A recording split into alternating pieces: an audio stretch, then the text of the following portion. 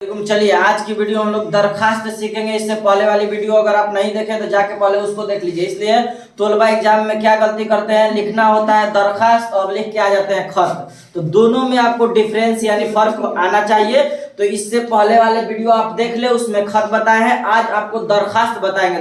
दरखास्त का माने क्या होता है, गुजारिश होता है ना, गुजारिश है। उसके बाद और क्या होता है, क्या कहा जाता है, दरखास्त, गुजारिश, रिक्वेस्ट, है ना। अब हम लोग आज की वीडियो में दरखास्त सीखेंगे किस तरह से लिखा जाए। और ऐसा आपको दरखास्त बता रहे हैं कि अगर आप ये सीख लेते हैं पूरी वीडियो में तो समझिए कोई भी दरखास्त आए तो आप लिख सकते हैं। तो इसलिए आप वीडियो को पूरा देखें। पहले अगर आप स्क्रीनशॉट लेना चाहते हैं तो ले लीजिए जल्दी से, उसके बाद फिर हम बताना शुरू कर रहे हैं। तो चलिए, आप उम्मीद होगा कि ले लिए होंगे स्क्रीनशॉट। अब समझिए एक सवाल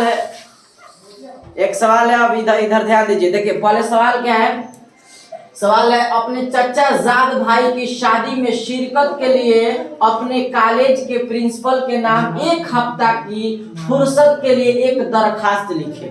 सवाल पहले है कि चचा जाद भाई की शादी में जाना है। पहले सवाल को आप अगर नहीं समझिएगा तो फिर जवाब आप नहीं दे पाएंगे। तो चचा जाद भाई की शादी में जाने के लिए हमको क्या लेना है, छुट्टी लेना है। तो अब लिखेंगे कैसे, आप देखिए सबसे पहले रूल और नियम तरीका देख लीजिए। आपको एक ध्यान रखना है, पहला इंपॉर्टेंट बात कि आपको जब भी दरखास्त लिखना है तो पहला बात ध्यान रहे कि एक ही पेज पे लिखना है, दूसरा पेज इस्तेमाल दरखास्त के लिए नहीं करना है। ये ध्यान रहे, सबसे इंपॉर्टेंट बात है। दूसरे पेज में हम लोग सिर्फ एक खत लिखेंगे तो सिर्फ एक ही पेज में, दूसरा उसमें पेज इस्तेमाल नहीं करेंगे। ये मेन पॉइंट है। उसके बाद आपको ध्यान रखना है, देख लेना है कि वो है क्या चीज, दरखास्त है या खत है। तो ये हम लोग क्या लिख रहे हैं, दरखास्त। दरखास्त को इंग्लिश में क्या कहेंगे हम लोग, एप्लीकेशन। अभी बताए थे पहले वाले वीडियो, अगर आप नहीं देखे तो प्ले लिस्ट में उर्दू ग्रामर के मौजूद है, देख लीजिए। और इसी को हिंदी में क्या कहेंगे हम लोग, आवेदन। अब वो हम लोग क्या था, लेटर, और उसको हिंदी में क्या कहेंगे, पत्र। ठीक, तो अब आज की वीडियो में दरखास्त देखिए कैसे लिखेंगे। सबसे पहले आपको ध्यान रखना है, लिखना है यहाँ जवाब लिख दीजिए। उसके बाद क्या लिखेगा, बहुजूर जनाब प्रिंसिपल साहब। बहुजूर का माना क्या होता है, रूबरू, खिदमत में हुजूर आपके, ठीक ना। इसीलिए हर पॉइंट पे आपको पहले साइड से लिखते आना है ताकि आपको समझ में आए। और ये वाला फेज बीच में लिखना है और ये किनारे। अब देखिए लिखना है क्या, बहुजूर जनाब प्रिंसिपल साहब, मुस्लिम हाई स्कूल +2 पटना। अब यहाँ सलाम वगैरह क्या चीज में करना था, याद है ना आप लोगों को, खत वगैरह में बताए थे। तो इसमें देखिए क्या क्या मेन पॉइंट। उसके बाद मौजू, मौजू मतलब क्या है, मौजू जिस तरह से हम लोग हिंदी में लिखते हैं आवेदन, तो उसमें कहते हैं छुट्टी के लिए हेतु, लिखते हैं ना। तो इसी से मौजू यहाँ लिखेंगे, उसको विषय कहते हैं ना हिंदी में। तो मौजू लिख कर फिर लिखेंगे छुट्टी लेने के सिलसिले में, छुट्टी ले रहे हैं। उसके बाद देखिए जनाबे आली, और ये सिंबल मत भूलिएगा, आपको एक वीडियो में बताया है कि ये सब अलामत को क्या कहा जाता है। ये सब आप लिखिएगा और दीजिएगा तो समझ जाएंगे लोग चेक करने वाले कि ये पढ़े लिखे लोग लिखे हैं और अच्छा व्यक्ति लिखी है। नहीं तो कुछ भी लिख दीजिएगा तो नहीं हो पाएगा, ये ध्यान रखिएगा। उसके बाद देखिए लिखिए जनाबे आली। अब सवाल को पढ़ के इसी पे मजमून बना देना। देखिए किस तरह से, गुजारिश खिदमत में यह है कि मैं आपके कॉलेज में ISC साल 2 का तालिबे इल्म हूँ। मतलब बता रहे हैं कि मैं इंटर से पहले 2 में क्या तालिबे इल्म हूँ। उसके बाद मुझे अपने चचा जाद भाई की शादी में बक्सर जाना है। आपको कहाँ जाना है कमेंट में बताइएगा, शादी में, ठीक ना। बक्सर जाना है, शादी में तकरीबन यानी लग जाता है ना, तकरीबन 1 हफ्ता लग जाएगा, इसलिए मैं 1 हफ्ता तक क्लास में हाजिर नहीं हो सकूंगा। यानी जो आपके मजमून है, जो आपके सवाल है, उसके मुताबिक आपको लिखना है। बिल्कुल इसी तरह से जो अगर कोई मौजू है तो उसको बदलकर आप लिख दीजिएगा। उसके बाद देखिए लिहाजा आप हुजूर वालों से, हुजूर वाले क्यों लिखे हैं यहाँ, तो आपको बताया थे कि अगर मेन हेड मास्टर नहीं रहेंगे, प्रिंसिपल नहीं रहेंगे, तो हुजूर वाले किसे कहेंगे हम लोग, जो सभी लोग टीचर इस एप्लीकेशन पर क्या लग सकते हैं, रिएक्शन ले सकते हैं, यानी उसको भी चेक कर सकते हैं। इसीलिए हम लिखेंगे लिहाजा आप हुजूर वालों से गुजारिश है कि मुझे 8 फरवरी को एग्जाम है उर्दू को ना, 8 फरवरी 2024 से 15 तक इत्तफाकी फुर्सत, यानी इत्तफाकी फुर्सत में मैं नहीं रहूंगा, इत्तफाकन फुर्सत अनायत फरमा, यानी छुट्टी देकर शुक्रिया का मौका अनायत फरमा। इसीलिए यहाँ लिखा गया आइन नवाजिश होगी। समझ में आ रहा? तो ये इतना बात आपको लिख देना। उसके बाद फकत, फकत के माना क्या होता है? खत्म, इख्तिताम, इसीलिए इसको इस्तेमाल किया जाता है फकत व अस्सलाम, यानी अस्सलामु अलैकुम। बात मेरा यही तक था।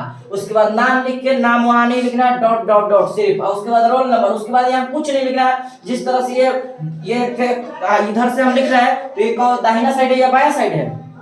कौन सा साइड है?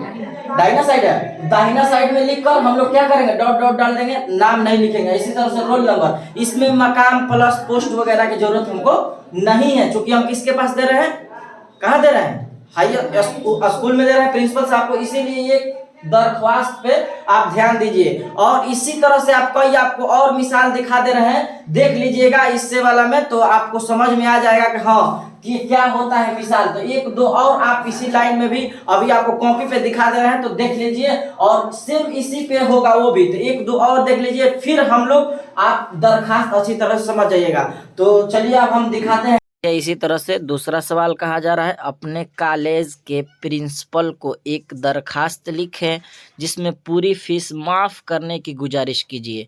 तो इसी तरह से आपको लिखना है, बिल्कुल जवाब लिख दीजिए। बखिदमत जनाब प्रिंसिपल साहब, हसनपुर कॉलेज, हसनपुर समस्तीपुर में है, तो यहाँ लिख दिया गया है ब्रैकेट यानी कोष्ठ में। मौजू क्या है? तो कॉलेज की फ़ीस माफ़ करने के सिलसिले में। उसके बाद जनाब आली, और उसके बाद देखिए गुजारिश करके जो मजमून है आपको इस तरह से ये बनाया गया है, ये देख लीजिए पूरा। और उसके बाद आप यहाँ लिख दीजिए फ़कत व अस्सलाम, नाम dot dot dot, roll number dot dot dot. उसके बाद देखिए ये भी सवाल इसी तरह से लिखिए, अपने सूबा के वज़ीर तालीम के नाम एक दरख्वास्त लिखे जिसमें माली मुश्किलात के पेश नज़र इमदाद की गुजारिश कीजिए।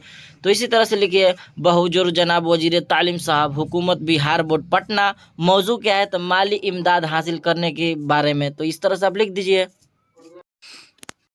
तो देखिए इसी तरह से हम नीचे कर दे रहे हैं, आप पढ़ लीजिए। चूँकि आपको एग्ज़ाम देना है तो किस तरह से मजमून इस पर लिखना है, बनाना है यहाँ से कि दरख्वास्त लिखे जिसमें मुश्किलात माली हालत के बारे में। तो आप एक बार देख लीजिए, नीचे कर दे रहे हैं। इसी तरह से यहाँ आप लिख दीजिए फ़कत व सलाम, फ़कत व सलाम यहाँ लिखा है ना, तो इस तरह से लिख दीजिए। नाम लिखकर डॉट डॉट, रोल नंबर लिखकर डॉट डॉट।